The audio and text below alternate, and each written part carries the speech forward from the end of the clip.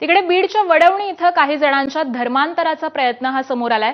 पोलिसांकडून या प्रकरणाची चौघांची चौकशी सुरू झालेली आहे। रविवारी 100 जणांचा धर्मांतर करण्याचा प्रयत्न हा केला जात होता।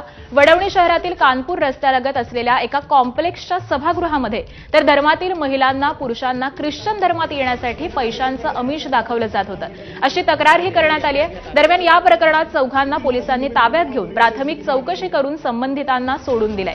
तक्रारीच्या संपूर्ण चौकशीनंतर गुन्ह्याची नोंद करण्यात येईल, अशी माहिती आता वडवणी पोलिसांनी दिली आहे।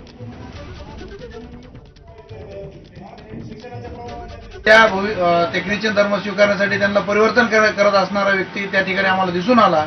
मग आम्ही गेल्याच्या माहिती भेटल्यानंतर आम्ही गेलो, त्याला चौकशी केली। त्या ठिकाणी अनेक विद्यार्थी होते, विद्यार्थिनी होत्या, महिला होत्या। त्या माता भगिनींना त्यांना विचारलं की बाबा ह्या ठिकाणी अशी घटना होती, ते तुमचं काय म्हणणं आहे? मग आम्ही त्या व्यक्तीला विचारलं की अनेक दिवसापासून हे तुम्ही करत असाल तर तुमची संस्था आहे का?